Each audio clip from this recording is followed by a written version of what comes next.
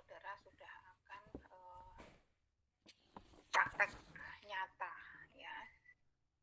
Jadi kalau tidak pandemi itu ya ke sekolahan gitu ya untuk belajar mengajar ya, mencari pengalaman ya, sekaligus juga mengimplementasikan dari pembelajaran ya yang sudah saudara dapat gitu ya, untuk ke sekolah-sekolah mitra yang sudah ditunjuk begitu ya. Nah sebetulnya untuk pembekalan itu cukup penting dan banyak yang harus disiapkan gitu ya.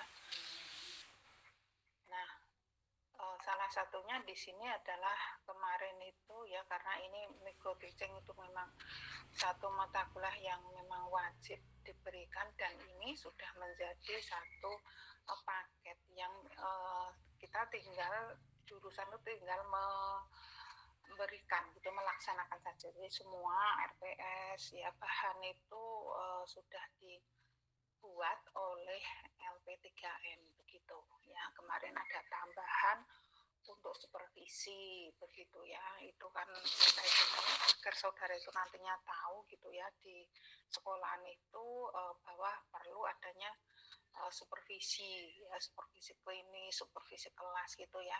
Terus kemudian juga yang tidak kalah pentingnya adalah keterampilan mengajar ya. Jadi kemarin saya sudah menyampaikan keterampilan mengajar, keterampilan dasar mengajar ya. Di sini ada 8 ya, ada 8 keterampilan ya yang sudah belum saya sampaikan semuanya gitu ya. Jadi baru separuh, jadi baru 4 jenis keterampilan mengajar. Di situ ada keterampilan bertanya gitu ya, kemudian ada keterampilan memberikan penguatan ya, lalu ada keterampilan mengadakan variasi ya, dan juga keterampilan menjelaskan ya, baru sampai ke nomor 4 ya. Nah ini akan saya lanjutkan untuk keterampilan yang kelima sampai selesai ya. Yang hari ini akan saya mulai aja untuk yang kelima, yaitu keterampilan membuka dan menutup pelajaran. Sebentar, ini ada mau masuk ini Putri, Yulia Putri, sekarang sudah 67 ya. Keterampilan membuka dan menutup pelajaran ya. Nah di dalam pembelajaran ya, saya rasa inti dari pembelajaran itu ada 3 hal ya. Jadi di kegiatan awal, kegiatan inti, dan kegiatan penutup ya. Ini istilahnya macam-macam ya, ada yang pembuka ya, lalu kemudian inti dan akhir gitu ya, ada gitu ya, pendahuluan ya, lalu inti dan penutup ya, awal, inti, akhir, macam-macam istilah. Ini saudara tidak usah bingung ya. Jadi semuanya itu tidak perlu untuk dipermasalahkan, kita hanya harus bisa memahami lah ya. Jadi itu maksudnya kurang lebih adalah sama gitu ya, nggak perlu untuk mempermasalahkan istilah-istilah itu ya. Memang ada beberapa istilah tapi intinya adalah sama gitu ya. Jadi di keterampilan pembuka ya, jadi ada tahap awal ya, tahap di awal ya. Tahap awal ini penting sekali gitu ya. Jadi kadang ada yang menyatakan bahwa di dalam penelitian ada yang menyatakan bahwa di tahap awal itu merupakan tahap yang saling menentukan gitu ya. Jadi merupakan satu tahapan yang memang bisa menjadikan sukses enggaknya, berhasil enggaknya suatu pembelajaran itu juga di awal gitu ya. Nah, apa tuh pentingnya kegiatan di awal itu ya?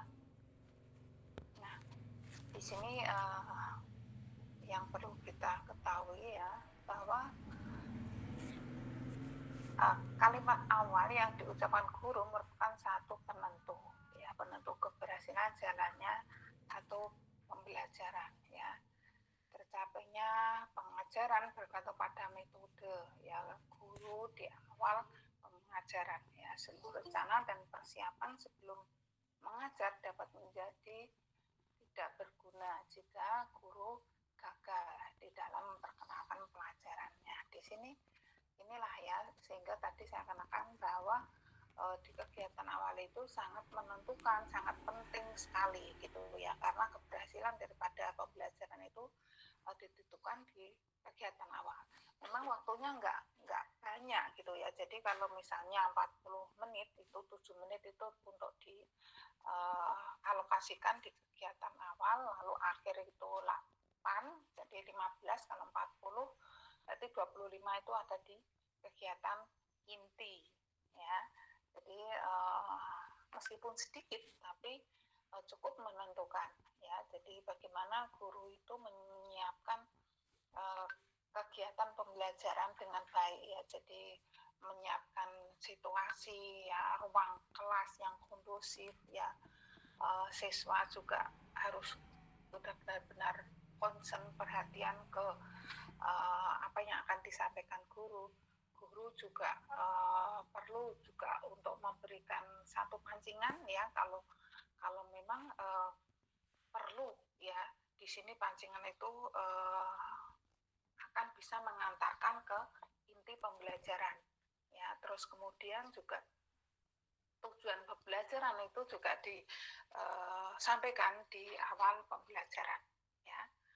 Dan kegiatan persepsi yang lain yang memang kaitannya dengan usaha untuk persiapan pembelajaran, seperti misalnya kayak motivasi ya. Motivasi itu juga sangat penting, apalagi ini pada waktu jam-jam yang akhir ya, jam-jam yang enggak enak, jam-jam ngantuk, jam-jam siang. Nah itu biasanya perlu ya strategi tersendiri bagi guru ya, untuk bagaimana agar siswa itu masih ada motivasi untuk belajar dengan baik. Nah, komponen dan prinsip di dalam membuka pelajaran ya, yang pertama adalah hubungan dengan kelas ya. Ini ada beberapa ya, jadi hubungan dengan kelas, lalu menghubungkan pelajaran dan menguraikan pelajaran. Waktunya sedikit sekali, tapi kita dituntut untuk bisa mengerjakan banyak hal ya di kegiatan awal itu ya. Ini saya nggak bisa bayangkan kalau misalnya lingkungan kelas itu baru rame misalnya ya, ini kan nggak kondusif ini ya, sulit itu untuk bisa mengatur kelas yang demikian itu ya, dalam kondisi kelas yang rame ya, karena memang di luar itu kebetulan rame gitu ya, sehingga guru ya kewalahan gitu ya untuk bisa cepat membuat konsentrasi kelas agar bisa kondusif ya. Nah, ini kembali lagi ke menghubungkan dengan kelas. Ada banyak hal yang masih memikat perhatian murid di luar ruangan ya. Jadi karena ini ada pergantian ya, pergantian mungkin dari pelajaran sebelumnya ya ke pelajaran yang baru. Nah, ini kan juga perlu ada penyesuaian ya. Hal tersebut dapat membuat murid tidak memperhatikan pelajaran yang disampaikan ya. Jadi dia masih terngiang-ngiang, masih ingat dengan pelajaran yang sebelumnya, dengan hal-hal yang barusan berlalu ya, atau mungkin dari hal yang mengganggu di luar yang membuat konsentrasinya tuh sulit untuk bisa menerima ke pelajaran yang baru gitu ya. Untuk mengatasi ini, guru dapat menetapkan titik hubungan antara murid dengan pelajaran yang disampaikan. Nah, ini memang pengalaman sangat penting sekali di sini ya. Dan ya pengalaman juga apa ya, niat ya, komitmen ya, untuk loyalitas. Nah, ini dituntut sekali di sini ya. Pembukaan pelajaran sesuai dengan minat dan kebutuhan murid ya. Guru harus dapat membangkitkan minat belajarnya sampai murid dapat memusatkan perhatian mereka kepada pelajarannya. Jadi bagaimana memotivasi siswa agar siswa itu fokus pada pelajaran yang akan disampaikan oleh guru ya. Terus kemudian menghubungkan pelajaran, hubungan pelajaran dengan pelajaran sebelumnya. Maksudnya sebelumnya di sini adalah pelajaran yang sudah berlalu, minggu yang lalu gitu ya, karena Di dalam satu semester ini kan ada jenjang pelajaran yang disampaikan secara bertahap gitu ya. Jadi ada pancingannya dicoba untuk menghubungkan dengan mencari hubungan dengan pelajaran yang sudah berlalu ya. Jadi ini usaha ini merupakan satu tahapan untuk apa ya, memfokuskan gitu ya, memfokuskan agar ya apa yang sudah pernah disampaikan itu dipanggil kembali gitu ya, untuk memori itu dipanggil kembali untuk disambungkan dengan apa yang akan disampaikan guru saat ini.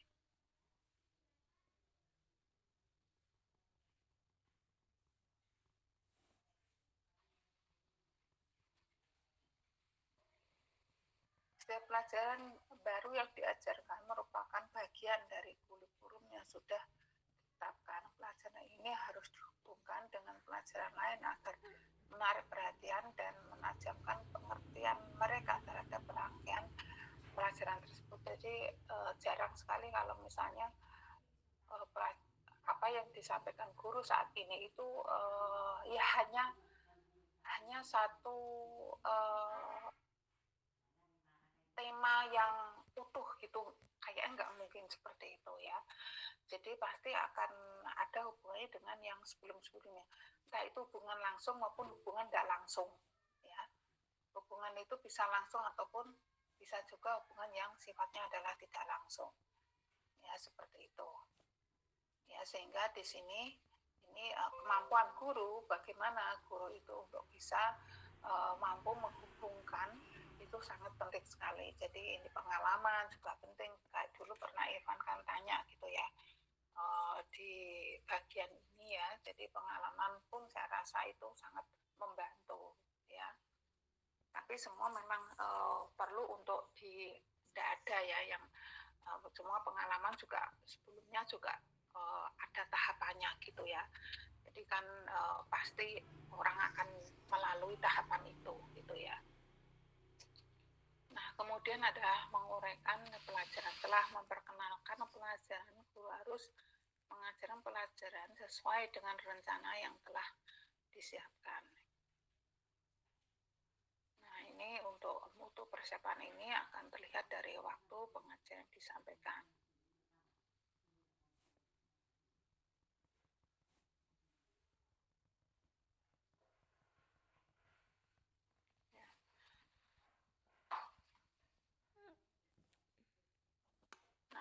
Kalau ada di awal, ada di inti, ada di penutup gitu ya. Tapi ini yang disampaikan di sini adalah awal dan inti, karena asumsinya di kegiatan inti itu guru ini sudah mampu gitu ya. Jadi dianggap sudah mampu, artinya di kegiatan inti itu kalau kita punya apa ya, item di dalam penilaian pembelajaran itu ada 24 gitu ya, ada 24 item di kegiatan awal itu, ada kisaran 5 kalau nggak salah ya, terus kemudian di akhir itu ada 4 kalau nggak salah ya, terus kemudian selebihnya adalah di kegiatan inti. Nah, di kegiatan inti itu ada bahasa, ada ya kemampuan menguasai substansi ya, terus kemudian metode yang digunakan, model, strategi ya, terus penilaian ya.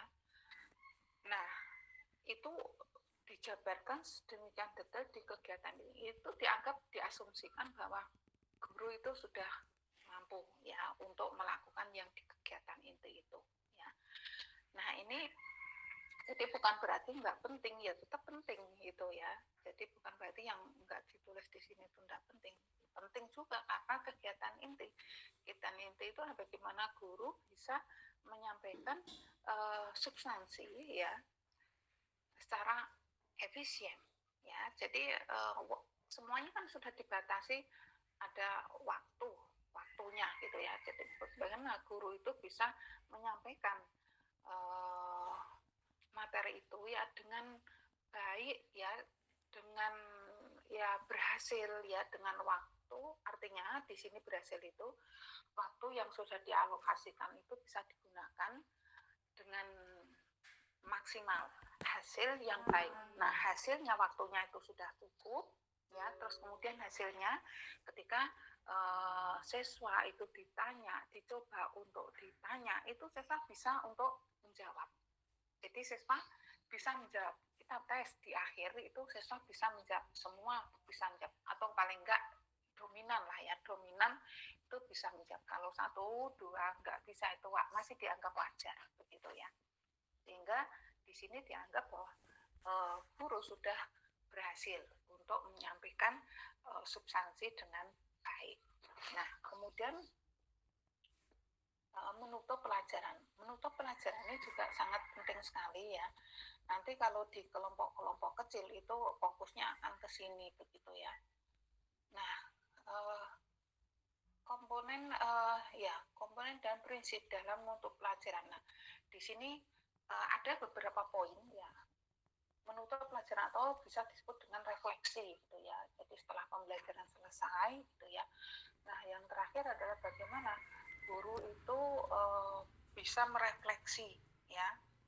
Pelajaran yang disampaikan tadi sudah mengena belum, sehingga guru di tingkatan akhir itu harus menyimpulkan ya. Siswa diajak bersama-sama untuk menyimpulkan sambil mengetahui ya sampai seberapa siswa yang diajar itu mampu untuk menangkap pelajaran yang disampaikan. Jadi caranya adalah dengan mencoba untuk tes ya. Coba disimpulkan tadi saya, Ibu sudah menyampaikan sampai di mana? Mungkin konsepnya, ya mungkin tujuannya, ya mungkin garis besarnya. Nah, itu dites. Jadi secara acak begitu, tapi bisa mewakili kelompok-kelompok tertentu. Jadi karena kelompok yang punya perhatian, kelompok yang rame, kelompok yang nampaknya itu cuek, acuh, ya itu dicoba untuk dites. Nah, kalau memang kelompok yang perhatian itu pastilah ya, karena memperhatikan, tapi juga belum tentu juga. Jadi memperhatikan tapi nanti kayaknya memperhatikan tapi yang dipikir lain, misalnya kan bisa juga gitu ya. Terus kemudian anak yang cuek ya, anak yang rame ya, itu dites semua ya, kira-kira tadi bisa nggak ditanya dengan pertanyaan-pertanyaan yang sudah disiapkan guru untuk mencoba menjawab sampai di mana ya kemampuan siswa itu menangkap pelajaran yang disampaikan oleh guru, materi yang disampaikan oleh guru ya lewat sana ya. Jadi evaluasi, memberikan kesimpulan sekaligus juga mengevaluasi, menilai, memberikan penilaian ya. Terus kemudian juga memberikan tindak lanjut ya. Jadi karena pembelajaran ini waktunya terbatas, sementara materi itu biasanya kan cukup banyak gitu ya, sehingga perlu adanya lanjutan ya, materi yang perlu untuk digali, dituntaskan gitu ya. Nah, penuntasan materi itu bisa lewat penugasan ya, penugasan lewat PR, tugas ya, atau kerja kelompok gitu ya, atau survei atau apapun lah ya. Yang pasti di sini masih ada kaitannya dengan apa yang disampaikan oleh guru gitu ya, dengan waktu yang terbatas itu. Jadi waktu terbatas itu bisa disiasati dengan cara yang seperti ini gitu ya. Karena geografi ini termasuk materinya cukup banyak gitu ya, sementara waktunya itu sedikit, itu banyak yang dikeluhkan oleh para guru ya ketika di sekolah ya. Nah, ini cara mensiasatinya tuh seperti itu ya. Jadi di akhir di kegiatan refleksi itu yang bisa dilakukan oleh guru itu adalah menyimpulkan bersama-sama siswa, sekaligus juga nanti mengevaluasi begitu ya, sampai di mana sih substansi yang disampaikan itu apakah sudah mengena atau belum begitu ya. Terus kemudian memberikan tindak lanjut ya, tindak lanjut terkait dengan materi yang sudah disampaikan itu ya.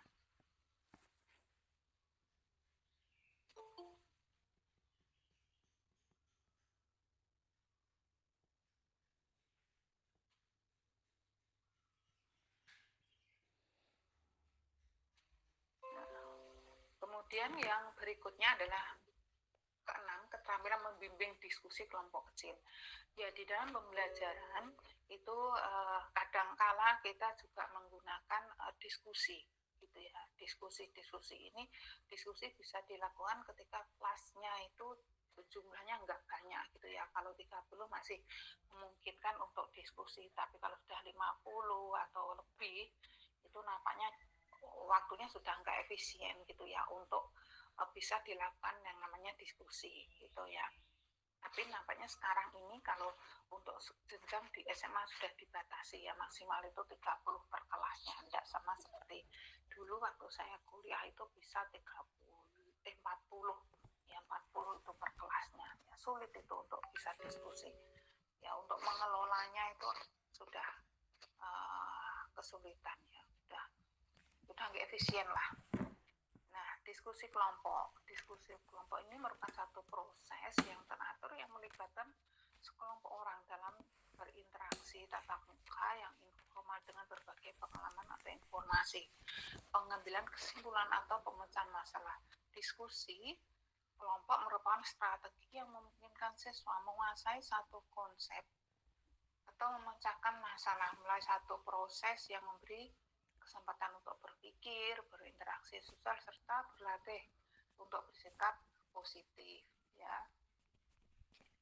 Nah, artinya di sini apa? Di dalam kegiatan diskusi itu ya, jadi masing-masing individu itu, bentar ini kok ada yang mau masuk nih.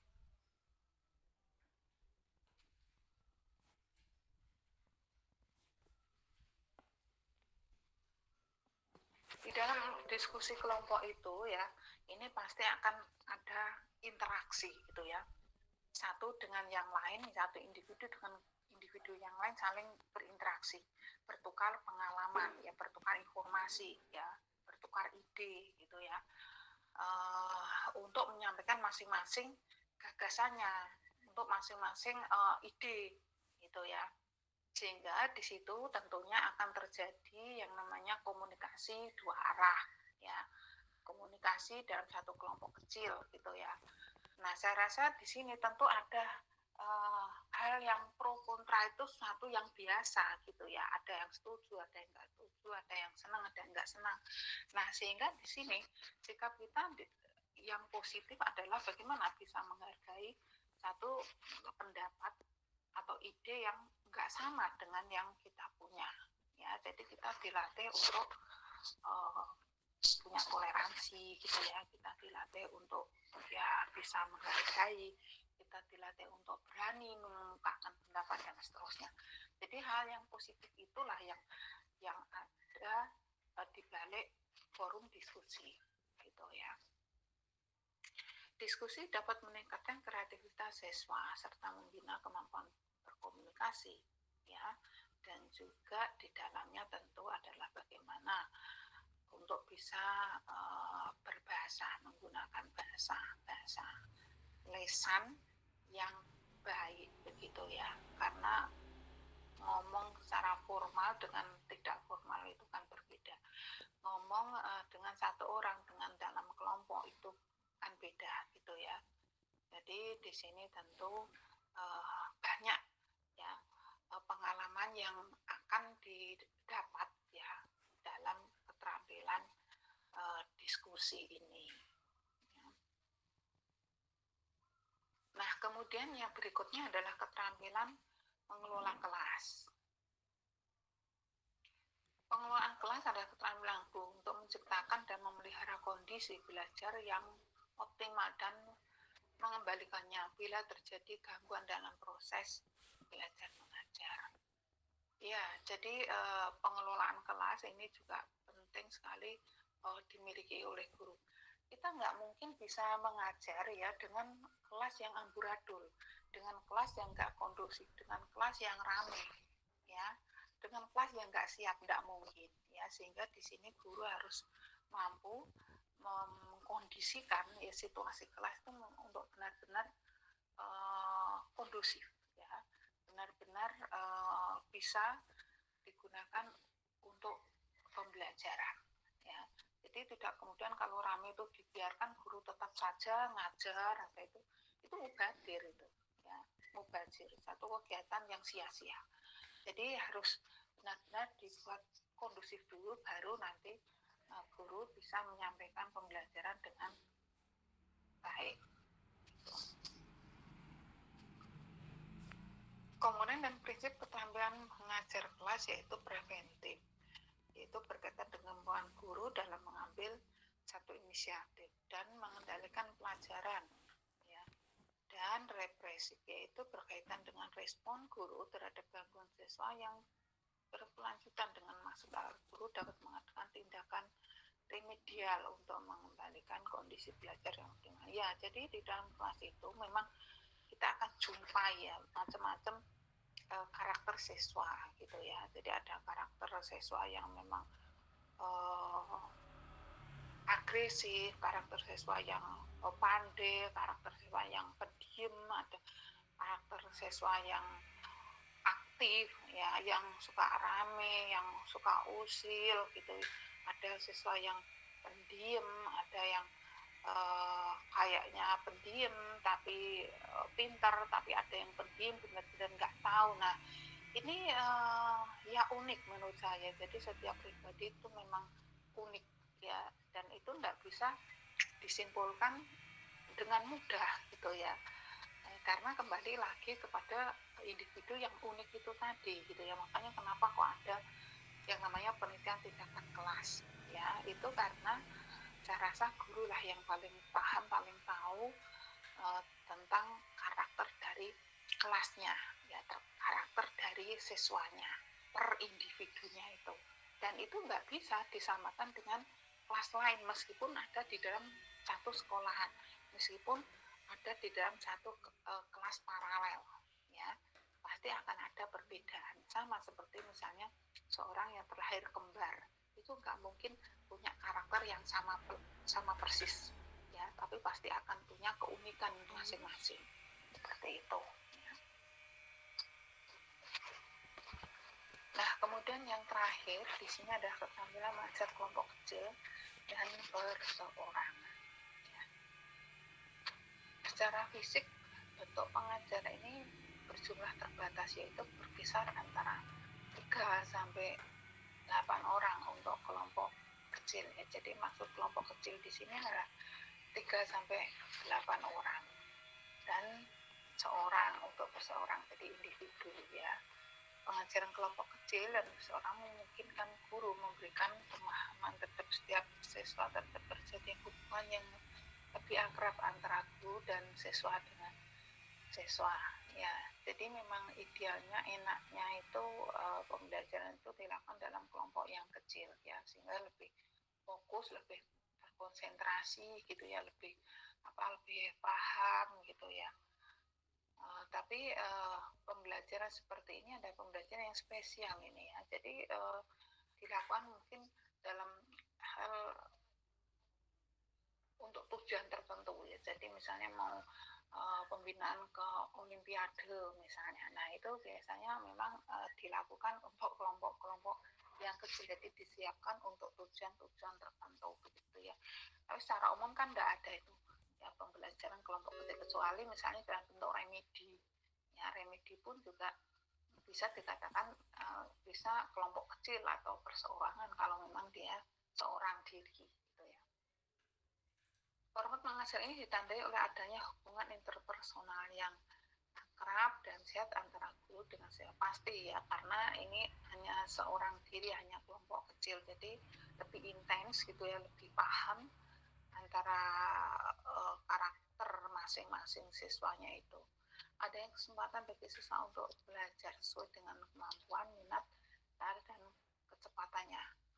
Adanya bantuan dari guru, adanya keterlibatan siswa dalam merancang kegiatan belajar, serta adanya kesempatan bagi guru untuk memainkan berbagai peran dalam kegiatan pembelajaran. Ya, jadi mau guru ini tentu akan bisa kalau bahasa Jawanya itu ngeladeni gitu ya.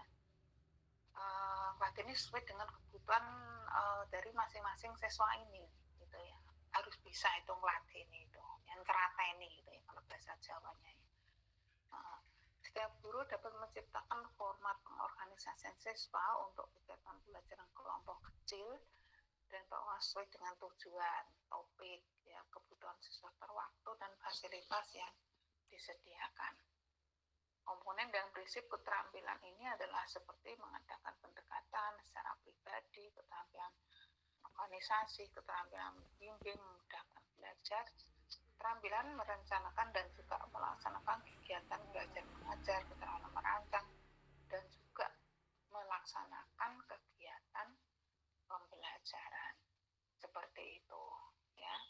Itu adalah beberapa keterampilan dasar dalam mengajar yang patut dan perlu untuk dipahami dan diketahui serta diperhatikan dalam upaya untuk nantinya saudara akan melaksanakan PPL seperti itu.